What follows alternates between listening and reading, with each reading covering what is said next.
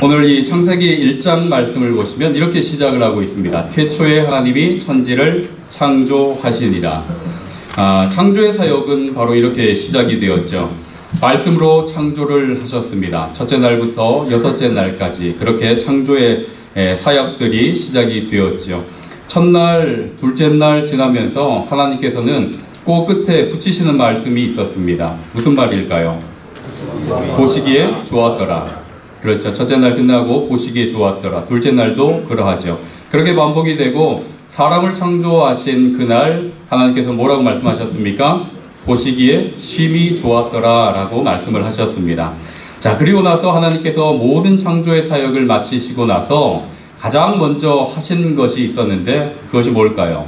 바로 복을 주시는 것이었습니다. 1장 28절에 그것이 기록되어 있는데요. 28절 말씀만 다시 한번 같이 읽어보면 좋을 것 같습니다. 1장 28절 말씀입니다. 하나님이 그들에게 복을 주시며 하나님이 그들에게 이르시되 생육하고 번성하여 땅에 충만하라. 땅을 정복하라. 바다의 물고기와 하늘의 새와 땅에 움직이는 모든 생물을 다스리라 하시니라. 아멘. 하나님이 그들에게 복을 주시며 하나님이 그들에게 이르시되 제일 먼저 뭐라고 하셨습니까? 생육하고 번성하여 땅에 충만하라 하셨고 그 뒤에 땅을 정복하고 모든 생물을 다스리라 라고 말씀을 하셨습니다. 이 구절에 보면 하나님께서 복을 주시면서 인간에게 주신 두 가지의 사명이 이 안에 담겨져 있는데요. 첫 번째는 생육하고 번성하여 땅에 충만하는 것이고 다른 하나는 정복하고 다스리는 것입니다. 이것이 하나님께서 인간에게 주신 제일 첫 번째 두 가지의 사명입니다. 그러니까 가장 먼저 복을 주시며 인간에게 부여해 주신 그 사명, 번성하고 충만하라. 이것을 다른 말로 바꾸어 본다면 어떻게 바꿀 수 있을까요? 생육하고 번성하고 땅에 충만하다. 이것을 바꾸어 본다면 오늘 제목처럼 살라라는 사명입니다. 우리 하나님께서 가장 먼저 우리에게 주신 사명은 바로 살라라는 것입니다. 여기서 살라라고 이야기하는 것은 육신의 그 생명의 끈을 이어가기 위해서 살라라고 하시는 것이 아니라 하나님께서 부여해 주신 그 자연 환경과 하나님 품 안에서 살라라고 하시는 것입니다. 이것이 가장 먼저 하나님께서 인간에게 창조하시고 복 주시면서 부여해 주신 사명이죠. 하나님께서 사람을 만드실 때 몇째 날 만드셨습니까? 몇째 날 만드셨을까요? 네, 너무 쉬운 대답이라 답을 하시기가 그렇죠. 여섯째 날, 제일 마지막 날에 하나님께서 사람을 창조하셨습니다. 왜 하나님은 그 여섯째 날 가운데 첫째 날부터 여섯째 날 그 사이 가운데 왜 사람을 가장 마지막 날에 창조를 하셨을까요? 여기에는 중요한 의미가 담겨져 있다고 생각이 됩니다. 아무것도 없는 흑암 가운데 사람만 덩그러니 먼저 만들어 놓고 뒤에 필요한 것들을 채워가시는 것이 아니라 모든 것들이 다 준비된 가장 마지막에 사람을 창조하셨습니다. 쉽게 생각해 보면 그렇게 이해해 볼 수도 있을 것 같습니다. 우리 집에 손님을 초대한다거나 또는 귀히 여기는 분들을 모셔오면 그 전부터 무엇을 하십니까? 집에 청소도 하시고요. 또 음식 준비를 하거나 손님이 왔을 때 편히 쉴 수 있도록 여러 가지 장만과 준비를 해 놓으시죠. 왜 그렇게 합니까? 그렇게 초대한 분이 귀하고 또 사랑하는 대상이기 때문에 그러하죠. 우리 하나님께서 사람을 창조하시고 창조하시되 제일 마지막 날 창조하신 그 이유가 바로 거기에 있지 않을까요? 첫째 날부터 마지막 날까지 하나님께서 먼저 무엇을 하셨습니까? 그 사람을 위해 사람이 머물고 살 수 있도록 모든 것들을 다 준비해 두셨습니다. 그리고 나서 사람을 창조하시고 그 자리에서 복을 주시면서 하신 말씀이 생육하고 번성하여 땅에 충만하라 라는 것입니다. 그러니까 내가 너에게 부여해 준 그 생명이 헛되지 않게 그렇게 내 안에서 살아가라 하는 것이 첫 번째 그 사명이죠. 하나님께서 인간을 이렇게 사랑해서 이렇게 존귀하게 여겨서 생명을 부여해 주었으니 그 생명이 헛되지 않게 하라는 것입니다. 이것이 바로 저와 여러분이 받은 우리 하나님께서 우리에게 주신 그리고 우리가 받은 첫 번째 사명인 줄 믿습니다. 그러니 여러분 이 땅을 살아가실 때 제일 먼저 기억하셔야 할 것은 우리 하나님께서 그렇게 우리에게 생명을 부여해 주셨다는 겁니다. 하나님께서 무엇을 말씀하셨습니까? 살라라는 것입니다. 그리고 이어서 다른 하나를 말씀하셨는데 두 번째 말씀 무엇입니까? 땅을 정복하고 모든 생물을 다스리라 하셨습니다. 그러니까 하나는 정복하고 다스리라 라는 것이죠. 여기서 좀 오해의 소지가 있을 수도 있을 것 같아요. 다스리라, 정복하라. 어찌 보면 지배하고 군림하고 또 억압하고 착취하는 것과 조금은 비슷한 단어처럼 들리는데 여기서 생명을 지배하고 또 군림하라라는 그런 의미가 아니라 다스리라라고 이야기하는 것은 히브리어로 라다라고 이야기하는데 목자가 양떼를 이끌어가는 것과 같다는 어원에서 나왔습니다. 그러니까 다스리다라는 것은 누군가를 지배하고 누구 위에서 군림하는 것이 아니라 그를 옳은 길로 인도해가고 이끌어가는 것을 이야기하고 있는 것입니다. 그러니까 갈 바를 알지 못하거나 연약하여서 갈 길을 제대로 가지 못하는 자들을 섬기고 돕는 것을 이야기하고 있죠. 신약성경에서는 이 다스리는 자에 대해서 어떻게 이야기하고 있는가 하면 누가복음 22장 26절에서 이렇게 말씀을 하고 있습니다. 다스리는 자는 섬기는 자와 같을지니라 그랬습니다. 즉 다스리는 자는 곧 무엇하는 자와 같습니까? 섬기는 자와 같다라고 말씀을 하십니다. 자, 그리고 마가복음 10장 45절에서 예수님께서 인자가 온 것은 하면서 설명을 하시는데요.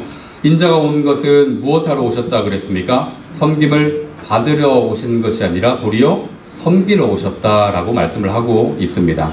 그러니까 다스리는 자는 섬기는 자와 같고 섬기는 자는 곧 생명을 살리는 자와 같다라는 의미입니다. 종합해보면 섬긴다라는 것은 다른 말로 보면 돕는다, 살린다라는 의미가 담겨져 있죠. 그러니까 오늘 이 제목으로 비추어서 바꾸어 본다면 어떻게 바꿀 수 있겠습니까?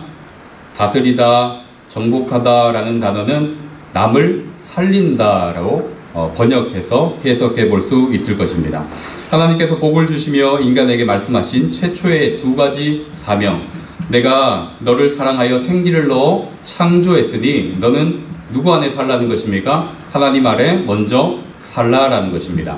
그리고 그렇게 사는 것으로 멈출 것이 아니라 주변에 있는 이웃을 살리는 그 자리까지 나아가야 한다라는 것을 말씀하고 있습니다. 이것이 가장 기본적이고도 가장 중요한 사명의 원리이죠. 그러니까 이 땅에서 우리가 살아가면서 반드시 명심하고 마음을 두어야 할 것은 살고 살리는 이 사명, 이것을 마음에 두어야 하고 여기에서 벗어나는 사역이 있어서는 안 된다 하는 것이죠. 여러분, 믿음의 조상 아브라함을 하나님께서 부르실 때 그 모습을 한번 같이 보시면 좋겠습니다. 창세기 12장 2절과 3절 말씀을 같이 한번 읽어보도록 하겠습니다. 창세기 12장 2절과 3절 말씀입니다. 구약성경 14면에 있습니다.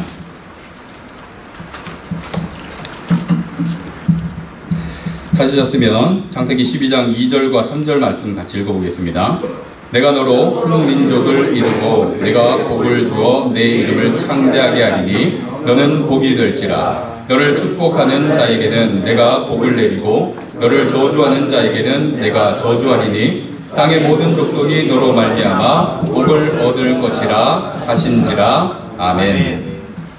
하나님께서 아브라함에게 복을 주시면서 가장 무엇을 먼저 말씀하셨습니까? 하나님께서 아브라함의 이름을 어떻게 하신다 합니까? 창대하게 하시겠다라고 먼저 말씀을 하셨습니다. 그래서 하나님께서 창대하게 하시기에 너가 복이 될 것이다 라고 말씀을 하셨죠. 이 말씀은 바로 하나님 안에 살라라는 것입니다.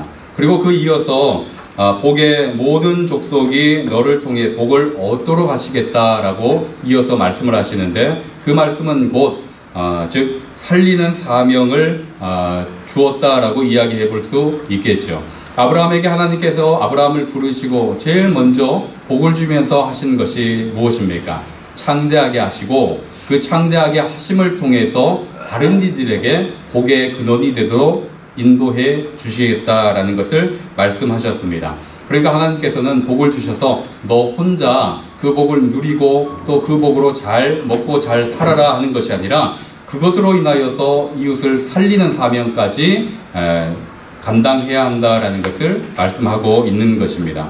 이것은 아브라함과 같이 믿음 안에서 살아가는 우리에게도 동일하게 주어진 사명입니다. 이 시대를 살아가는 우리가 마땅히 감당해야 할 그 사명이겠죠. 먼저 하나님 안에 살아라. 그리고 그 안에서 주어진 그 은혜와 복으로 인하여서 또 우리 이웃에 있는 이들을 같이 살려야 한다라는 것입니다. 시편 1편의 말씀을 빗대어서 이야기해 본다면 시냇가에 심겨진 그 나무처럼 뿌리를 깊이 내리고 우리 하나님 안에서 그렇게 살아라. 그리고 그렇게 깊이 뿌리 내림으로 인하여서 얻어진 그 열매를 가지고 무엇하라는 것입니까? 혼자 누리라는 것이 아니라 그것을 그 이웃들에게 같이 나누며 살아라 라고 말씀을 하시는 것입니다. 하나님께서 우리에게 성령의 은사를 주시는 이유에 대해서도 동일하게 말씀을 하셨죠. 고린도전서 12장 7절에서 성령을 나타내심은 유익하게 하려 하심이요 라고 말씀을 하셨습니다. 그러니까 하나님께서 우리에게 사명을 주시고 은혜를 주시고 성령을 주시는 그 이유는 무엇인가 하면 이웃을 유익하게 하기 위함에 있다는 것입니다. 공동체를 유익하게 하는데 그 사명이 있다라고 말씀을 하고 있죠. 여러분은 어떻습니까? 살고 살리는 사명을 잘 감당하고 계십니까? 여러분 이 자리에서 영락교회라는 이 믿음의 터전에서 이미 살고라는 그 사명은 감당하고 있는 줄 믿습니다.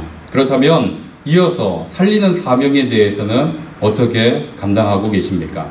여러분 살리는 그 사명이 우리에게 굉장히 부담스럽거나 어렵거나 힘든 사명은 아닙니다. 너무 우리가 어렵게 생각해서 그러하겠죠. 여러분 이 자리에서도 지금 살리는 사명을 감당할 수 있습니다. 여러분 뭔지 아십니까? 아멘 한번 해주시면 돼요. 아멘 한번 해주시면 앞에 있는 사람이 어떻게 될까요? 사는 겁니다. 엎드려 절박인데요. 앞에 있는 이가 잘 전달할 수 있도록 밑에서 공감해주고 또 아멘 해주고 그것이 비록 가식일체라 할지라도 그것으로 인하여서 앞에 있는 이는 어떻게 될까요? 사는 겁니다. 여러분 집에 가셔서 가정을 살리는 것이 그리 큰일일까요? 생각해보면 그렇지 않은 것 같습니다. 주로 뭐 선물을 안 해준다거나 기념일을 안 챙겨서 그래서 못 사는 것이 아니고요. 평시에 그 살리는 말들을 잘 하지 못하기 때문에 그러하죠. 오늘 집에 돌아가셔서 그런 말씀을 한번 배우자에게 하면 어떨까요? 진심으로 수고한다라는 이야기 그리고 고생했다라는 이야기 한마디에 여러분 이 가정에 화목이 있고 사는 그 은혜가 주어질 줄로 믿습니다. 우리 몇 분의 여성분들도 계신데 그렇지 않습니까? 별로 아닌 것 같은데. 그렇습니다. 말 한마디에 죽기도 하고요. 살기도 하죠.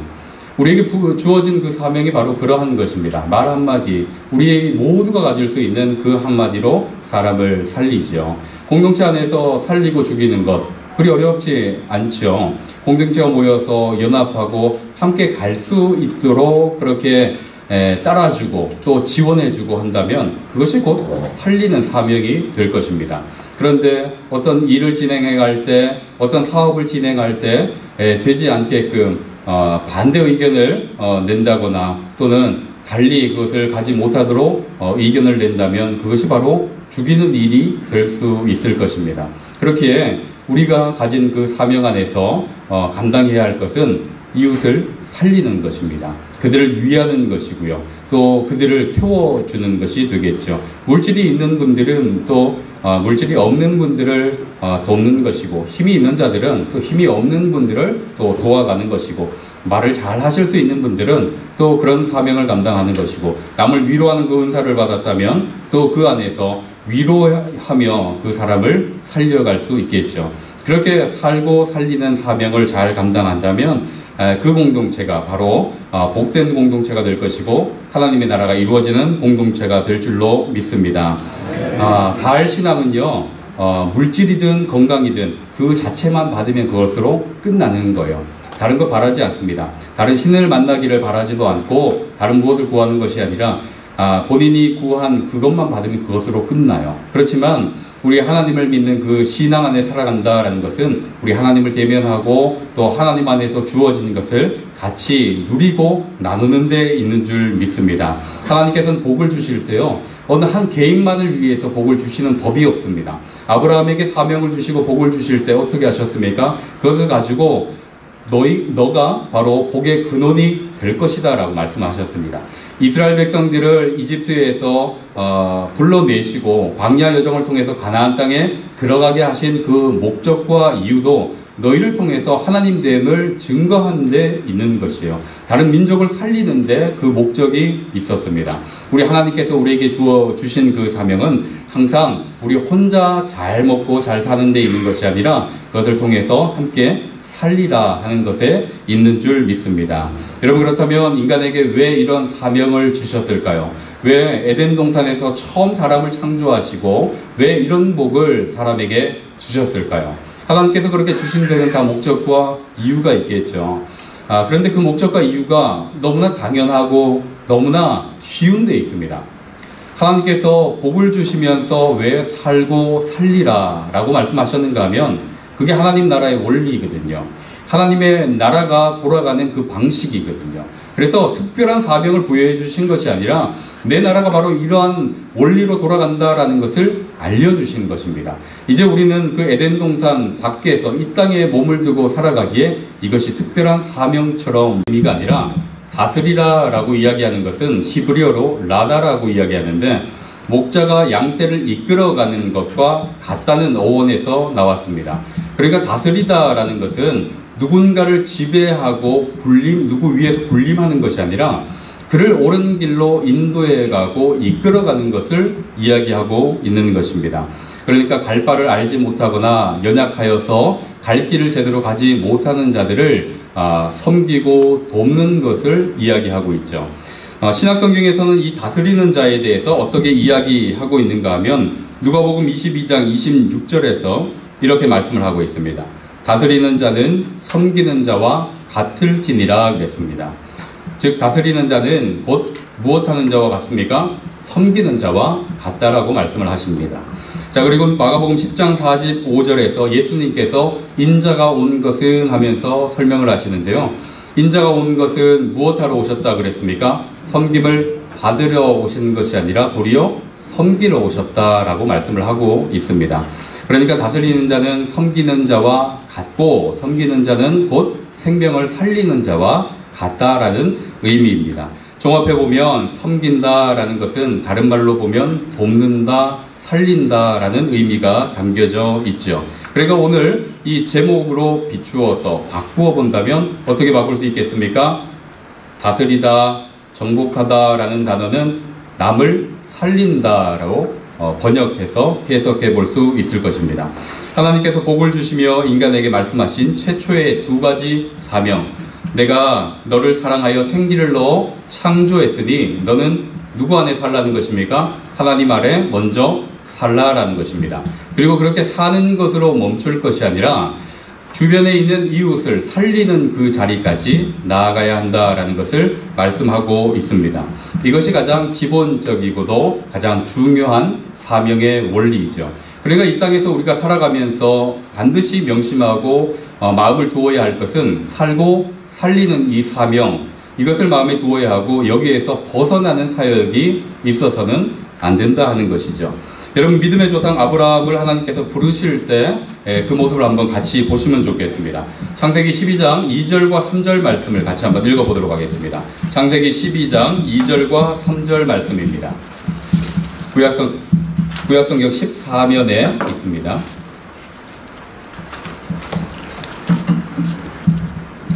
찾으셨으면 창세기 12장 2절과 3절 말씀 같이 읽어보겠습니다.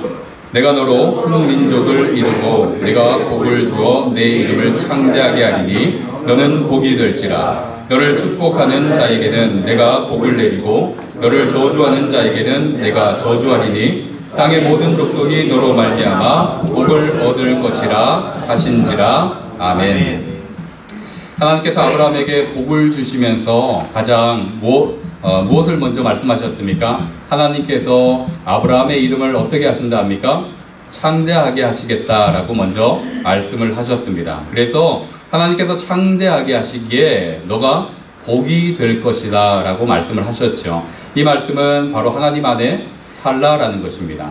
그리고 그 이어서 복의 모든 족속이 너를 통해 복을 얻도록 하시겠다라고 이어서 말씀을 하시는데, 그 말씀은 곧 즉 살리는 사명을 주었다라고 이야기해 볼 수 있겠죠.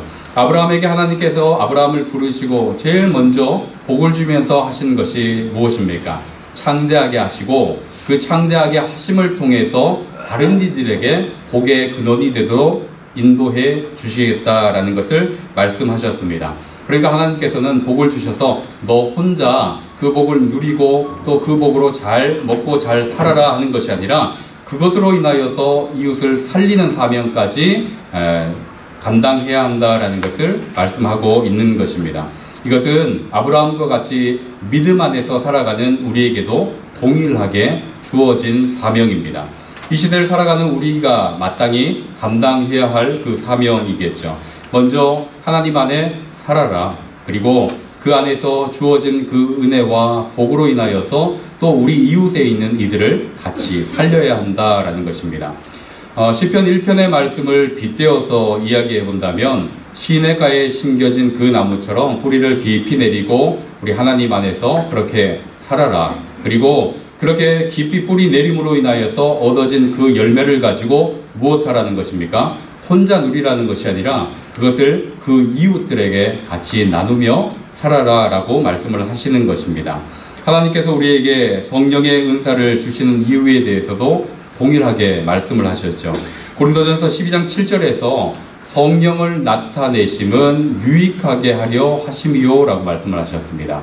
그러니까 하나님께서 우리에게 사명을 주시고 은혜를 주시고 성령을 주시는 그 이유는 무엇인가 하면, 이웃을 유익하게 하기 위함에 있다는 것입니다. 공동체를 유익하게 하는데 그 사명이 있다라고 말씀을 하고 있죠. 여러분은 어떻습니까? 살고 살리는 사명을 잘 감당하고 계십니까?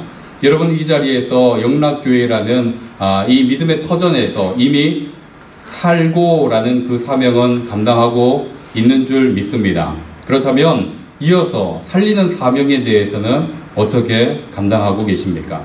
여러분, 살리는 그 사명이 우리에게 굉장히 부담스럽거나 어렵거나 힘든 사명은 아닙니다. 너무 우리가 어렵게 생각해서 그러하겠죠. 여러분 이 자리에서도 지금 살리는 사명을 감당할 수 있습니다. 여러분 뭔지 아십니까? 아멘 한번 해주시면 돼요. 아멘 한번 해주시면 앞에 있는 사람이 어떻게 될까요? 사는 겁니다. 엎드려 절박인데요. 앞에 있는 이가 잘 전달할 수 있도록 밑에서 공감해주고 또 아멘 해주고 그것이 비록 가식일지라 할지라도 그것으로 인하여서 앞에 있는 이는 어떻게 될까요? 사는 겁니다. 여러분 집에 가셔서 가정을 살리는 것이 그리 큰 일일까요? 생각해보면 그렇지 않은 것 같습니다.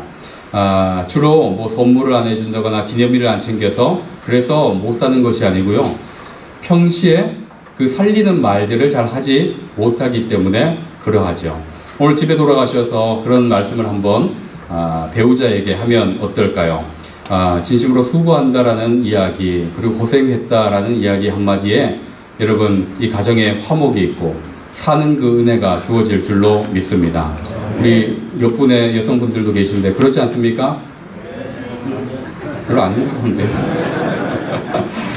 그렇습니다. 말 한마디에 죽기도 하고요, 살기도 하죠. 우리에게 주어진 그 사명이 바로 그러한 것입니다. 말 한마디, 우리 모두가 가질 수 있는 그 한마디로 사람을 살리죠. 공동체 안에서 살리고 죽이는 것, 그리 어렵지 않죠. 공동체가 모여서 연합하고 함께 갈 수 있도록 그렇게 따라주고 또 지원해주고 한다면 그것이 곧 살리는 사명이 될 것입니다. 그런데 어떤 일을 진행해갈 때, 어떤 사업을 진행할 때 되지 않게끔 반대 의견을 낸다거나 또는 달리 그것을 가지 못하도록 의견을 낸다면 그것이 바로 죽이는 일이 될 수 있을 것입니다. 그렇기에 우리가 가진 그 사명 안에서 감당해야 할 것은 이웃을 살리는 것입니다. 그들을 위하는 것이고요. 또 그들을 세워주는 것이 되겠죠. 물질이 있는 분들은 또 물질이 없는 분들을 돕는 것이고, 힘이 있는 자들은 또 힘이 없는 분들을 또 도와가는 것이고, 말을 잘 하실 수 있는 분들은 또 그런 사명을 감당하는 것이고, 남을 위로하는 그 은사를 받았다면 또 그 안에서 위로하며 그 사람을 살려갈 수 있겠죠. 그렇게 살고 살리는 사명을 잘 감당한다면 그 공동체가 바로 복된 공동체가 될 것이고, 하나님의 나라가 이루어지는 공동체가 될 줄로 믿습니다. 바알 신앙은요, 물질이든 건강이든 그 자체만 받으면 그것으로 끝나는 거예요. 다른 거 바라지 않습니다. 다른 신을 만나기를 바라지도 않고 다른 무엇을 구하는 것이 아니라 본인이 구한 그것만 받으면 그것으로 끝나요. 그렇지만 우리 하나님을 믿는 그 신앙 안에 살아간다라는 것은 우리 하나님을 대면하고 또 하나님 안에서 주어진 것을 같이 누리고 나누는 데 있는 줄 믿습니다. 하나님께서는 복을 주실 때요, 어느 한 개인만을 위해서 복을 주시는 법이 없습니다. 아브라함에게 사명을 주시고 복을 주실 때 어떻게 하셨습니까? 그것을 가지고 너가 바로 복의 근원이 될 것이다 라고 말씀하셨습니다. 이스라엘 백성들을 이집트에서 불러내시고 광야 여정을 통해서 가나안 땅에 들어가게 하신 그 목적과 이유도 너희를 통해서 하나님 됨을 증거하는 데 있는 것이에요. 다른 민족을 살리는 데 그 목적이 있었습니다. 우리 하나님께서 우리에게 주신 그 사명은 항상 우리 혼자 잘 먹고 잘 사는 데 있는 것이 아니라 그것을 통해서 함께 살리라 하는 것에 있는 줄 믿습니다. 여러분, 그렇다면 인간에게 왜 이런 사명을 주셨을까요? 왜 에덴 동산에서 처음 사람을 창조하시고 왜 이런 복을 사람에게 주셨을까요? 하나님께서 그렇게 주신 데는 다 목적과 이유가 있겠죠.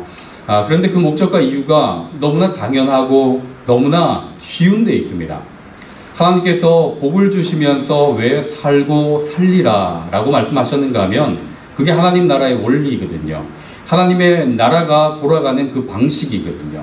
그래서 특별한 사명을 부여해 주신 것이 아니라 내 나라가 바로 이러한 원리로 돌아간다라는 것을 알려주신 것입니다.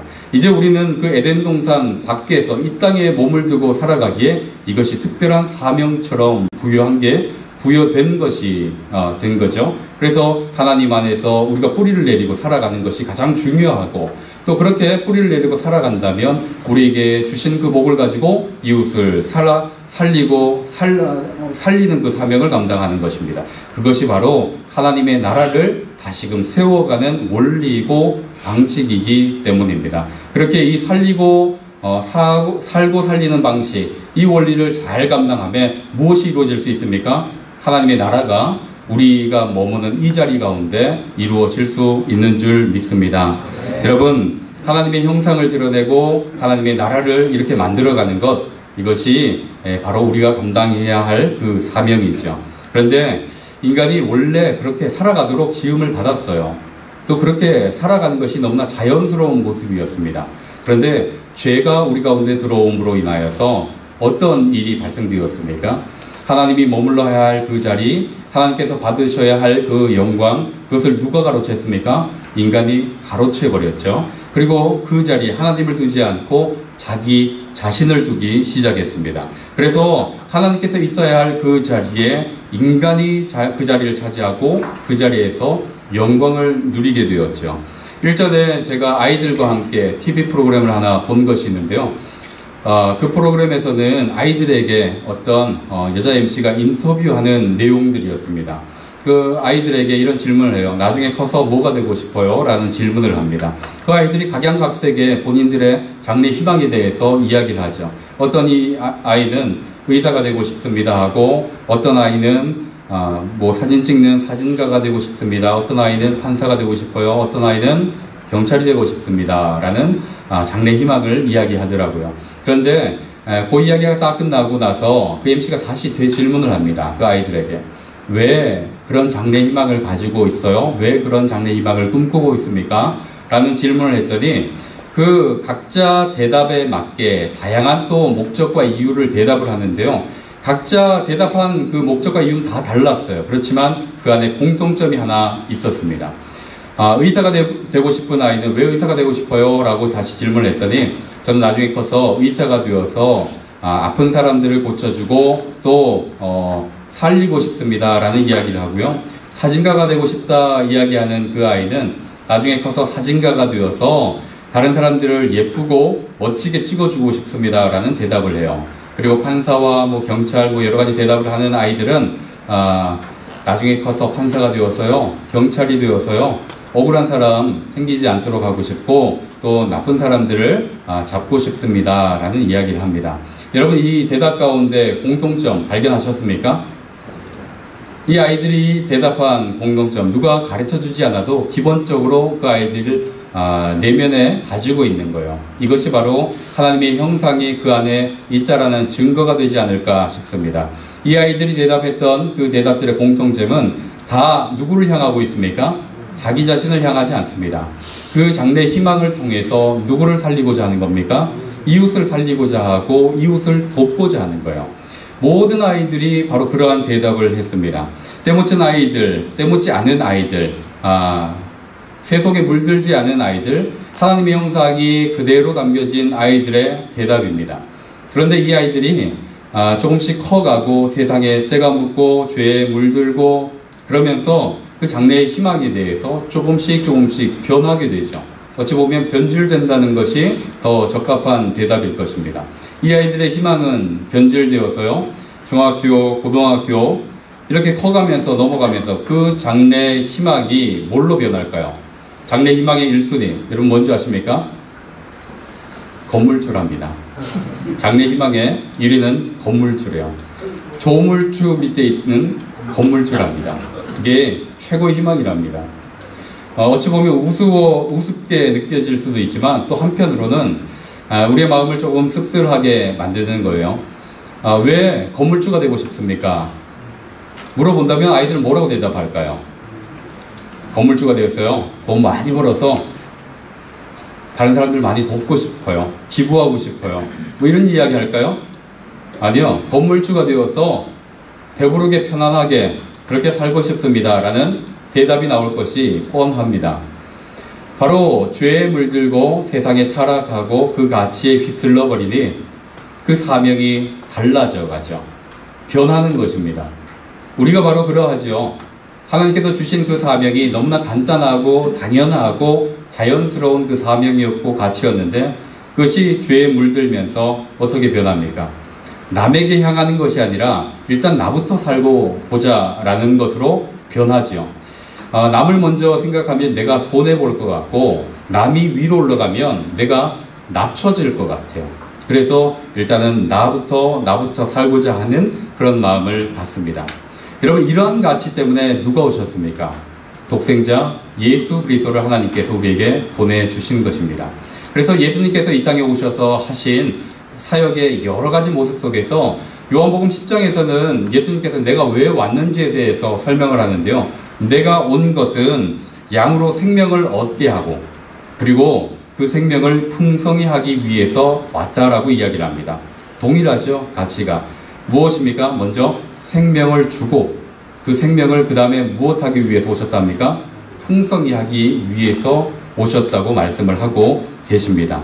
죄로 인해 죽은 우리들에게 생명을 부여해주고 그 생명을 혼자 누리는 것이 아니라 또 이웃들에게 나눠줄 수 있도록 풍성히 하도록 하기 위해서 이 땅에 오셨다라고 말씀을 하고 있습니다.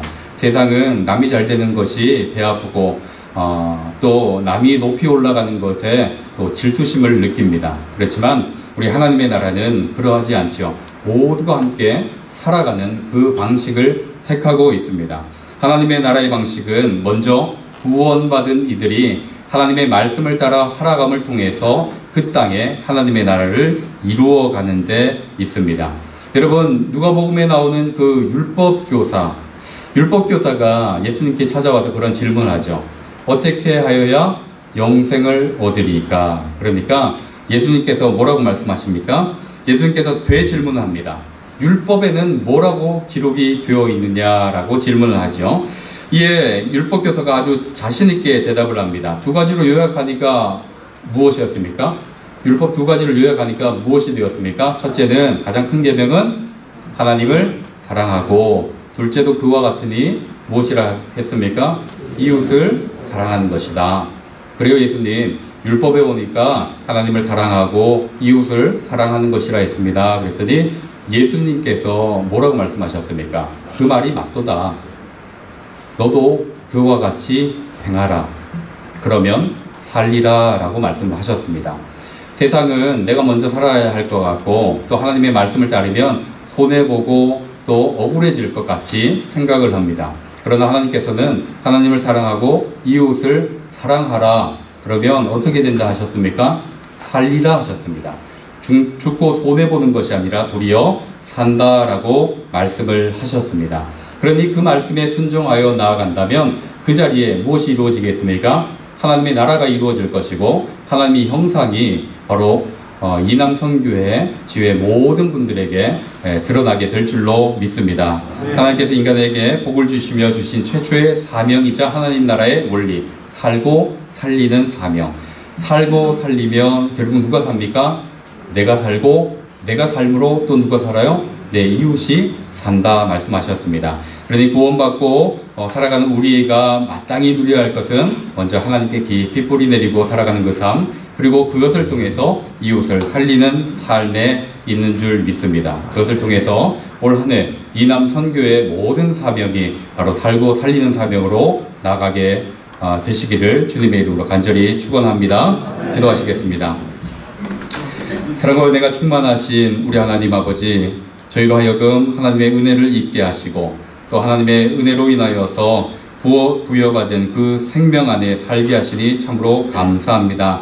이제 주 안에서 사는 것뿐 아니라 이제 연약한 지체를 살리라는 그 사명을 따라서 나아가기를 소원하오니 우리 안에 주어진 그 사명이 온전히 회복될 수 있도록 인도하여 주시고 그 회복됨을 통하여서 하나님의 나라가 우리 가운데 온전히 성취될 수 있도록 허락하여 주시옵소서. 특별히 이남 선교회와 각 가정에 그 풍성한 생명이 주어질 수 있도록 허락하여 주시고 또 그 생명을 나눔을 통해서 하나님 기쁨과 감사와 은혜가 충만한 삶이 되어질 수 있도록 주님 도와주시옵소서. 이남 선교에서 행하는 모든 선교의 사역과 또 사업들이 있습니다. 하나님 그 가운데도 기름 부어주시고 또 하나님의 사명을 쫓아 살리기 위해서 애를 쓸 때마다 하나님의 나라가 되어짐을 바라보고 또 묵도해 갈 수 있도록 도와주시옵소서. 이남 선교회를 위해 수고하고 애쓰시는 회장님 그리고 모든 임원들에게 은혜를 더하여 주시고 또 모인 모든 회원들에게도 하나님 동일하게 역사하여 주시옵소서. 이제는 우리 구주 예수 그리스도의 은혜와 하나님 아버지의 다함 없는 사랑과 성령의 위로 교통 충만하심이 살고 살리는 사명을 부여받아 하나님의 뜻을 쫓아 나아가기를 소원하는 이남 선교회 모든 회원들과 선교회 위에 그리고 각 가정과 생업 위에 그리고 세계 선교지와 또 선교사님들 위에 이제로부터 영원토록 함께 하시기를 간절히 축원하옵나이다. 아멘.